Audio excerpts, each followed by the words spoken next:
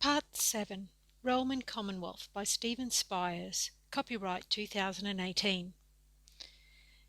In conferences after the end of World War I, the Empire spread the costs of warfare amongst the dominions.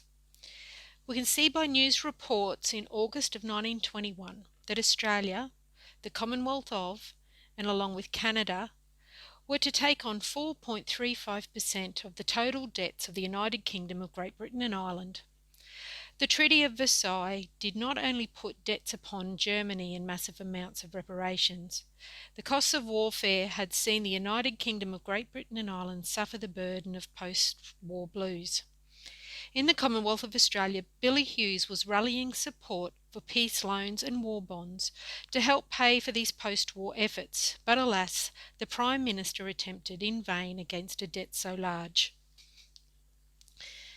At the time that Prime Minister Robert Menzies had declared war in step with the Prime Minister of the United Kingdom of Great Britain and Northern Ireland in 1939, the Commonwealth of Australia's debt had been accruing largely, and as we went into war, we can see by these news reports in the Sydney Morning Herald in March of 1940 that £9 million had been put aside to pay the national debt, and that £4,375,000 had been paid into the debt sinking fund.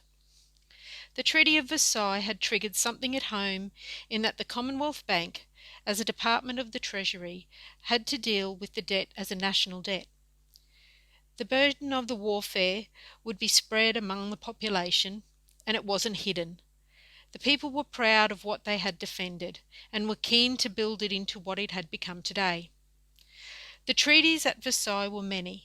The United States oversaw the treaties and incepted the ideas of the League of Nations under President Taft, to be followed through with by President Woodrow Wilson. As the nations waited on Turkey to finalise treaties, last signatures were put to paper in 1923, overseen by the United States and put into effect, causing several changes on a worldwide scale. One of those changes was the borders of the Commonwealth of Australia relative to oceans and the territories around Australia, including Manus Island, Christmas Island and Norfolk Island. Billy Hughes had spoken on behalf of 60,000 lost souls, and the Commonwealth of Australia was defended and proclaimed. Although the Commonwealth was lumped with 4.35% of the total debts of the realm, it fought to defend so that the Commonwealth could have the foundations it relies on to exist. As the Commonwealth of Australia entered agreements to pay off debts, it made changes to the structure of government and the Department of Commonwealth Bank of Australia to deal with that burden. Loans acts and loan sinking funds had now turned into debt, and that debt had been structured under peace agreements at the Treaty of Versailles. The Commonwealth of Australia's Bank and the Royal Bank of Australia were now structuring for the long-term payment of war debts. We can see by the Debt Sinking Fund Act 1923 that at Section 50, the Commonwealth Bank of Australia was to contribute 50% of its profits into the Debt Sinking Fund in contribution to paying for the reparation the Commonwealth of Australia had laid agreement to. A process had been put in place to manage the debts, but now the Commonwealth of Australia had declared warfare of its own volition, putting the burden of the costs of warfare directly onto the debt-sinking fund that had already been implemented to deal with the costs of entering warfare in World War I. In 1921, Governor of the Commonwealth Bank of Australia, Sir Denison Miller, KCMG, posted full-page articles in the major newspapers around the country detailing Australia's financial plight, and in a rather lengthy and detailed description details the hard work that the Commonwealth of Australia is going to need to go through to see outside the other end of this debt cycle.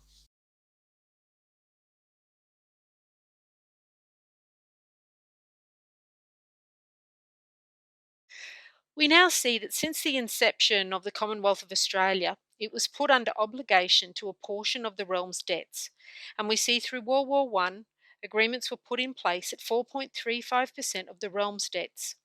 We see that as colonies, they were in payment of debts, and into becoming a Commonwealth of Australia were made obligated to those debts. We see that structures had been put in place to pay off loans and eventually agreements in relation to paying of debts. The Commonwealth of Australia was a newly formed country within a Christian realm and had been pushed into the deep end financially from the very beginning. As the years passed and World War I started to become a memory in the minds of civilians, the nation states were being burdened themselves in debts and in turn a burden to the Commonwealth. In 1910, a referendum was held in relation to state debts, and again in 1927, a referendum was held in relation to those same debts.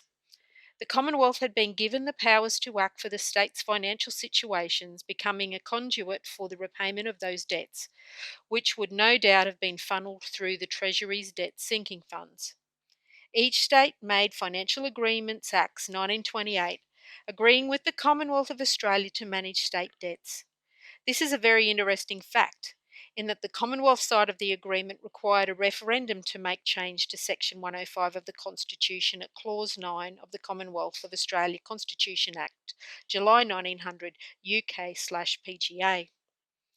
We can see the news reports on the debt sinking fund and the activity in which it is used as a pool of funds to pay off the nation's debt, although had been used for purchases to the value of £21 million.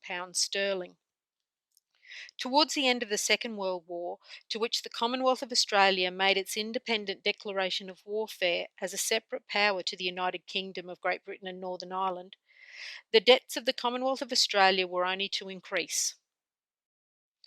We can see by newspaper reports in February of 1944 that the national debt had reached £1.3 trillion by the Commonwealth, with an additional £800 million with the state's debts.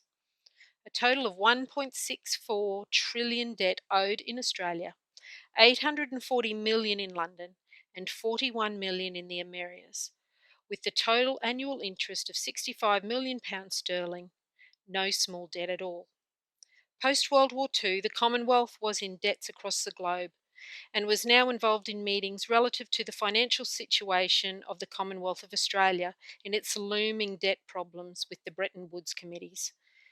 3 of these conventions had occurred over the last 70 years, the second in 1971, when the gold-backed standard, being removed, became a reality for the Commonwealth of Australia. The Commonwealth of Australia enters agreements with the International Monetary Fund in the wake of being without finance, in a debt cycle that had interest payments that the Commonwealth is now choking on, and the legislation reflects these decisions to enter into financial agreements with a foreign organisation, not a country or a realm of a king or queen, a fund, which we have come to realise is a credit system.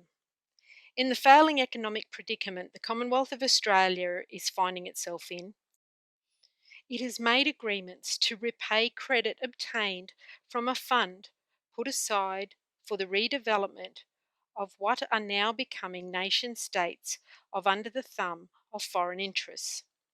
As far as one can tell, the downturn of a realm and commonwealth of states and territories has led it to create a system of credit in which the labour of the economy itself is going to pay off the debts. Although when a cycle becomes too large, like an interest-gaining Ponzi scheme, sooner or later it pulls back in on itself and crashes back to nothing it started with. Change to the allegiance of a people was required to bring about a situation of surety for a national debt, wherein it is running out of things to offer as securities towards that national debt. This is where we see the Commonwealth of Australia start to make changes to the way nationality works. And we can see here in the Nationality and Citizenship Act of 1948 why a trust territory is a territory or any part thereof of His Majesty's dominions under the trusteeship of the United Nations. This is a rather stark revelation that territories of the Commonwealth or states thereof are under the trusteeship of the United Nations. If we go back in history, we can look at Queen Victoria, the East India Shipping Company, was put in trusteeship of the Government of India until the Queen revoked the charter and became Empress of India. Australia had joined the League of Nations, giving up the sovereignty it had only just acquired in recent years previous. In signing up to the League of Nations, the Commonwealth of Australia had relinquished its powers by the stroke of a pen to a larger league that had come out of the treaties of Versailles. It could almost be said that it was forced upon signatories as indebted countries of a world war with a creditor on their backs. Or could it be a king and his brethren making sure it remains in trust? Looking into Australia and the United Nations, most of you are aware of Agenda 2130 and Sustainable Development, as well as UNESCO and several other branches of semi-military authority reminiscent of the East India Company's private mercenary forces. But you probably aren't aware that there are inconsistencies with the creation of the United Nations, rebirthed from the former League of Nations in 1946, and acts passed by the Commonwealth of Australia in 1944 relative to the United Nations. The Commonwealth of Australia was preceding the creation of the United Nations, with United Nations legislation 2 years before it even existed. To the general public, this may seem a little odd, and the timing definitely is, but the premise of what is going on here is serious in nature, given the situation leading up to these decisions. The Commonwealth of Australia entered World War II in step with the United Kingdom of Great Britain and Northern Ireland after World War I had put reparations on the realm, being the Great United Kingdom of Great Britain and Ireland. And here we have a debt structure to the latter realm paying funds out, and description of a United Nations trusteeship over the states. The sucker punch reality here is, in the financial burdens of the costs of warfare and the Commonwealth of Australia installing debt-sinking funds to attempt to manage a debt that has tipped the iceberg of what was the financial strength of the Commonwealth Bank of Australia, the Commonwealth of Australia, through organisation it had already been party to in the League of Nations, reached out for an International Monetary Fund credit line. Warfare had put the empire into dire straits, and the load-bearing pin that holds it all together was now being tied to an international monetary fund under agreements that food and agriculture are put under trusteeship and the nationality turned into citizenship so that nationals could pledge as donors their beneficial interests in the Commonwealth of Australia as surety for this international credit. Making a pledge into citizenship is a key point of fact here, and is relative to all the silly straw man arguments. The country has been put into financial burdens and has struggled to pay them off since as early as its inception. There is little more to the birth certificate than meets the eye. So now we have a population as surety for a long-term internationally provided credit line that is backed through the Citizenship Act, which details the United Nations having trusteeship over states and which birth certificates are being issued to what would be considered a bankrupt estate, in which beneficiaries are now considered to be paupers at best. The credit of a Commonwealth is what is driving the economy, and in many ways does still to this day. We will look into the changes to citizenship and nationality much closer. We find that this is the core of what we started with at the beginning of this paper in relation to Oath of Allegiance and the line of authority to the Commonwealth of Australia through the Office of Governor-General and Letters Patent 1900. Australia had joined the League of Nations in 1919, leaving behind some rather fractured issues relating to its sovereignty. Signing powers into the League of Nations put Australia in a precarious future legal position. It is unknown whether the position was forced upon Australia or whether some benefits proposed. Either way, we end up with an organisation taking certain powers and beginning to control the major food markets of the globe.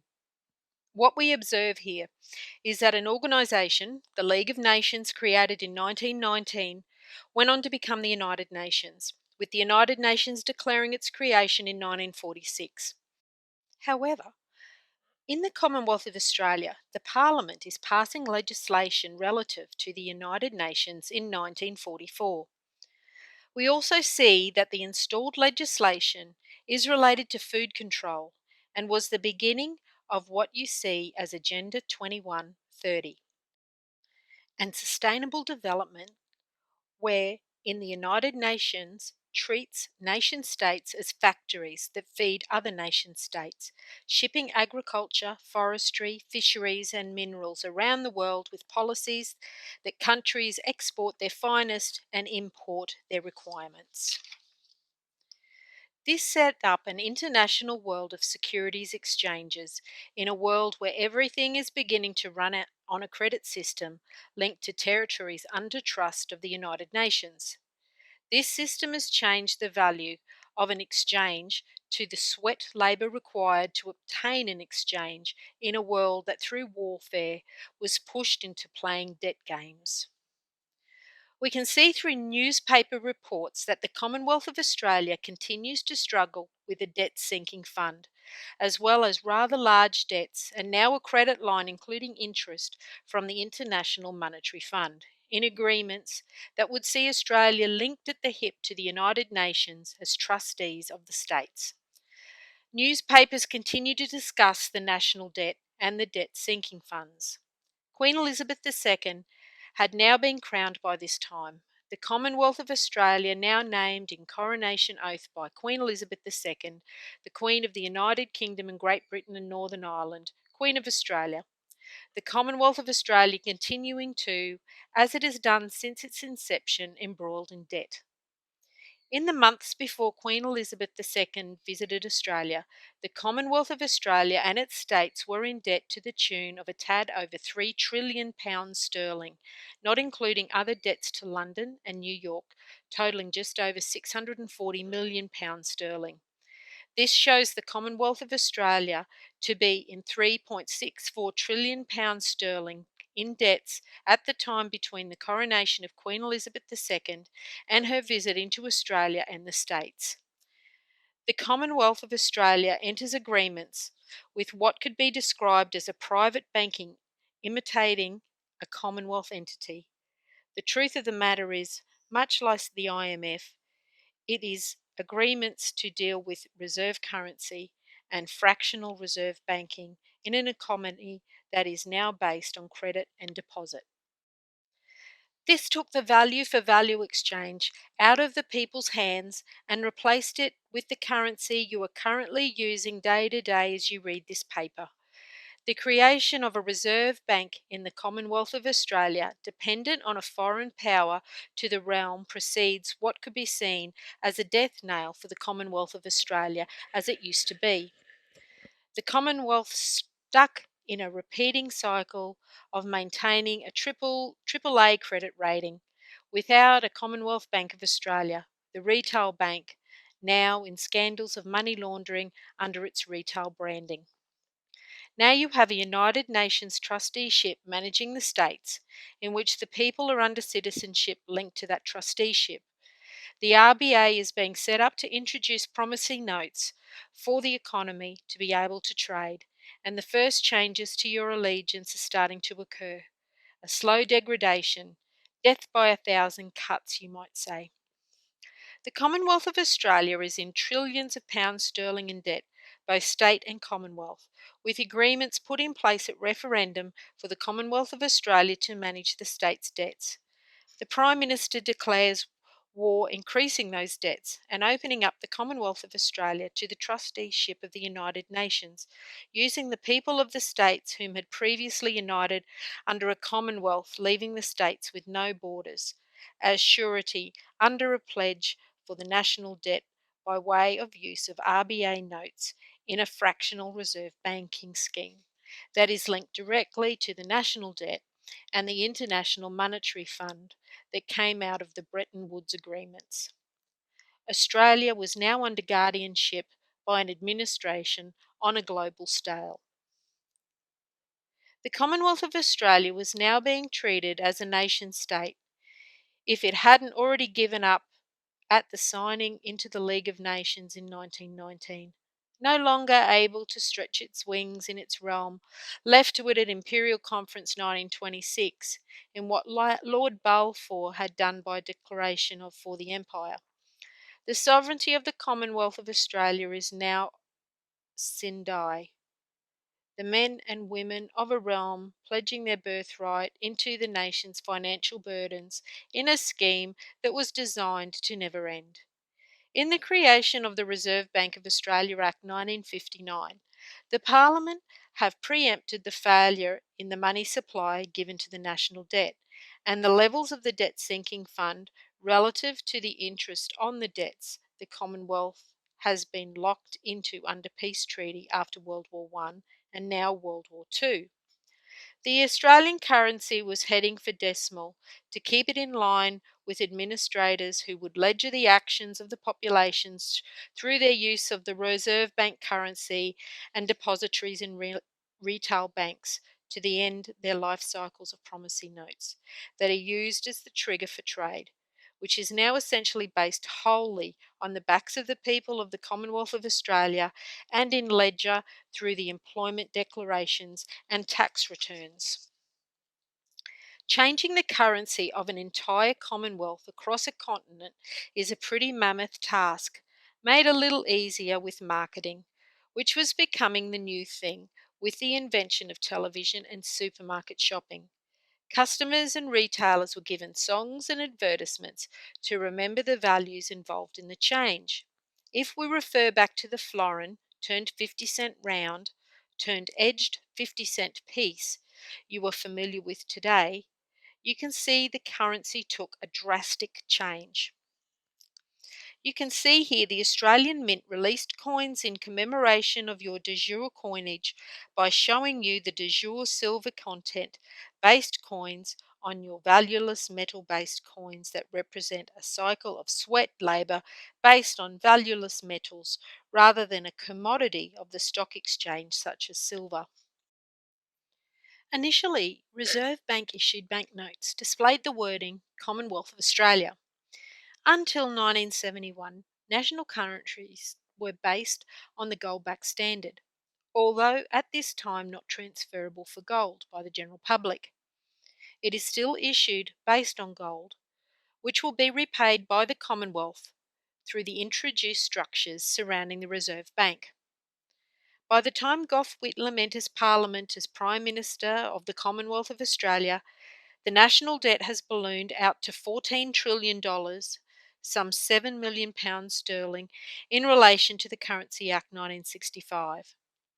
After the removal of the silver content from the money supply, the debt-sinking funds were merged into other financial funds, and the revaluation of the nation's debt had to be done.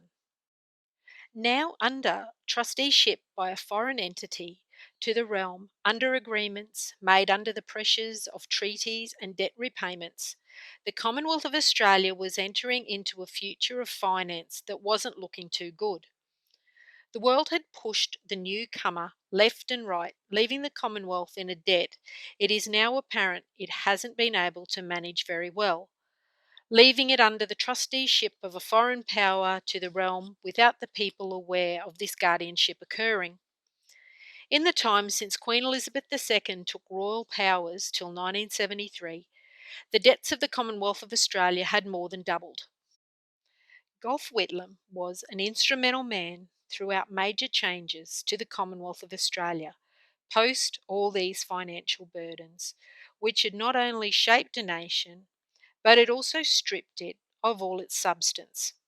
In 1971, Gough Whitlam sat with Richard Nixon in discussions that were most likely instructions in relation to what was pending on the horizon for the Commonwealth of Australia. Most Australians know of Gough Whitlam for his famous speech in relation to the Queen. Others think he is the man that took the initial wrecking balls to the Commonwealth. Nonetheless, a man put in a precarious position as Prime Minister of a Commonwealth of Australia, severed from its motherland in self-determination and with a push and a nudge into the pool of sharks wherein the Commonwealth joined in with a league, and then fell under the trusteeship of its transformation into the United Nations. Gough Whitlam went through the changes to the financial system in the Commonwealth of Australia post-change to decimal currencies. The coinage had been changed in the Currencies Act 1965, and Reserve Bank promissory notes or bank notes were given authority as legal tender within the Commonwealth of Australia. The debt sinking fund could no longer function as it was set up to do, without the ability to pay debts in gold and silver.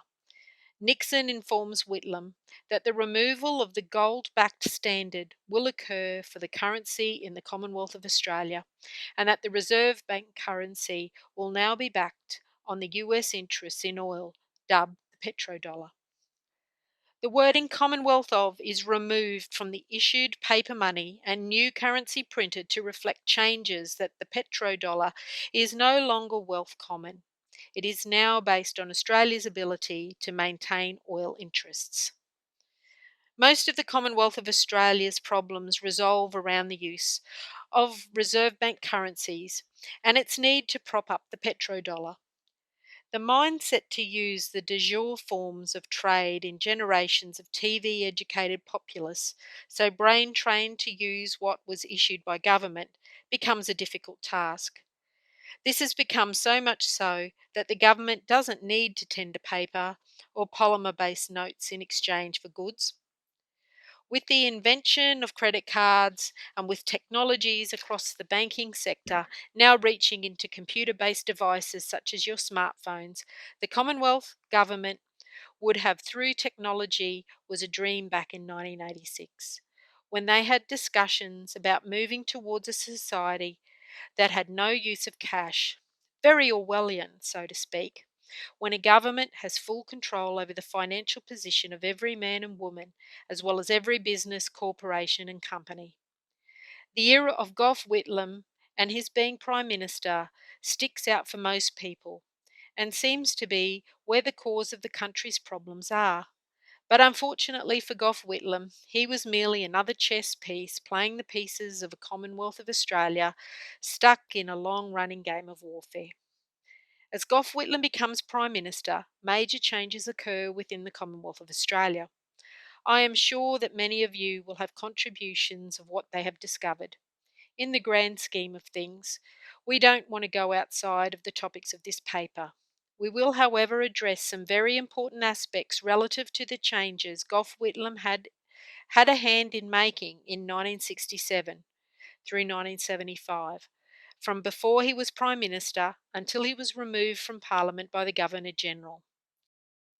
Of equal, if not greater importance, is the oath of allegiance to the realm to which the Commonwealth of Australia rests its authority under the blessings of Almighty God. As we go through the changes of the Commonwealth of Australia, we also go through changes from nationality into citizenship. We start to see a Commonwealth of Australia starts to look a little bit more like a serf farm, wherein the people are slaving to feed the masters while they rip up the Commonwealth and divvy amongst their mates. Gough Whitlam was instrumental party to land consolidation throughout 1967, in particular with his involvement in native title in relation to the Aborigine, who had now been given rights they already had in a system that was being further locked down. Whitlam knew there was a larger scope of issues he would have to deal with: the CIA in step with his moves, and the USA involved in meetings with Gough Whitlam over the years leading to him becoming Prime Minister, and the years he would sit as leader of the Labor Party in power until Kerr's Kerr, where the Governor-General of the time sacked the whole Parliament, putting the opposition into power until an election was called and dealt with. We can see that coming into power, Gough Whitlam invokes a Duumvirate Parliament, wherein both sides of the House manage the affairs of the Commonwealth of Australia until the first sitting of Parliament post-election. Gough Whitlam, however, couldn't wait, or was pushed to make actions in the period leading up to Christmas 1972. We can see that before Christmas 1972, the Prime Minister and Cabinet, as well as the Executive Council, had been reshuffled, and now a new power in government is called to office before its usual time. We can see that the Commonwealth of Australia becomes signatory to human, economic, social and cultural rights conventions before Gough Whitlam is off to the United States to see President Richard Nixon. 2nd of November 1972, Act 139 of 1972 states, Her Queen's Most Excellent Majesty. 2nd December 1972, previous Parliament dissolved. 5th December 1972, Gough Whitlam takes office, majority count. 5th December 1972, 19th December, Dum Verite. 15th December 1972, final vote count. 18th December 1972, the caucus elected the cabinet. 18th December 1972, Australia signs the International Covenant of Civil and Political Rights, ICCPR, and the International Covenant of Economic, Social and Cultural Rights, ICESCR. 20th of December 1972, Whitlam's first address to the nation as Prime Minister. You can see that it is not until after Whitlam makes the Commonwealth of Australia a signatory to the ICCPR and the ICESCR that he makes his first address to the Commonwealth of Australia as the newly elected Prime Minister. 21st December 1972, Whitlam's cablegram protesting the Christmas bombing of Hanoi. 23rd December 1972, entering Henry Kissinger's office at the White House for the conversation about China relating to President Nixon's new opening there. January 1973, Australia's reopened its embassy in Peking, resuming diplomatic relations with the People's Republic of China after 24 years. Previous government in power 23 years. February 1973, the Attorney General, Senator Lionel Murphy, led a police raid on the Melbourne office of ASIO. From jumping on a flight to the United States to discuss China, to entering China to resume diplomatic relations with the People's Republic of China, to raiding the office of ASIO in Melbourne, in a short matter of 5 weeks, Gough Whitlam had overseen a shift in acceptance of a foreign power.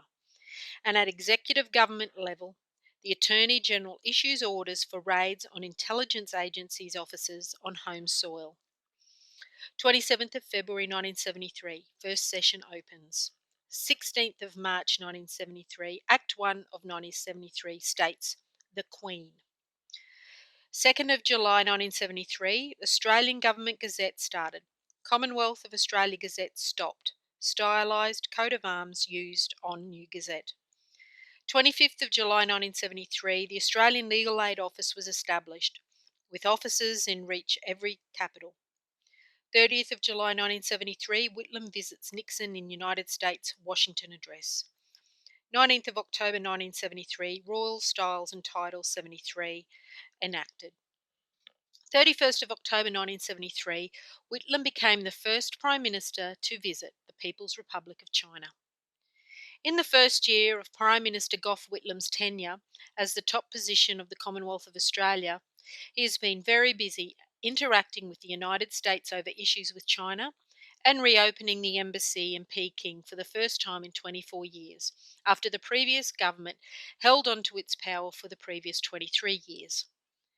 Whitlam had returned to the United States after legal aid was established to reinforce the force of law, now being pushed through the Commonwealth of Australia. Changes to the way the Parliament addressed the Queen had taken place, as evident in the titles to acts passed by Parliament, and the coat of arms reflected this difference.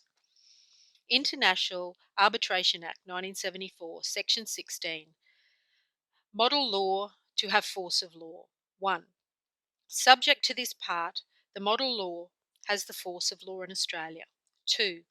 In the model law, arbitration agreement has the meaning given in option 1 of Article 7 of the model law. State means Australia, including the external territories, and any foreign country. The state means Australia, including the external territories. Royal Style and Title 1973 was then enacted in the newly formed Australian government, and the way the Queen addressed change within the Commonwealth of Australia. But something was going on that doesn't come to the foreground. Unbeknown at the time was the fact that secret meetings had taken place between Queen Elizabeth II and Gough Whitlam, both here in the Commonwealth of Australia and abroad in the United Kingdom of Great Britain and Northern Ireland. When documents are released after 30 years, some of them stricken with black lines as intelligence cross out national secrets from public eyes, you can still start to form a picture of what they were doing at the time. The Commonwealth of Australia had been debt-stricken from the very beginning, inheriting debts from the motherland as the Commonwealth of Australia was incepted, followed by reparations post-World War I. Now, some 73 years later, the Commonwealth is going to go through a drastic change. In forming the Debt Sinking Fund Act 1923, the Commonwealth of Australia made agreement for the Commonwealth Bank of Australia, then a true department of the Commonwealth, under a governor, to pay 50% of the profits of the Commonwealth Bank. The Treasurer would deposit these funds within the Debt Sinking Fund, which, we have discussed, went out of operation in 1966 at the change of the coinage and the introduction of the Reserve Bank of Australia, and turned into other financial funds.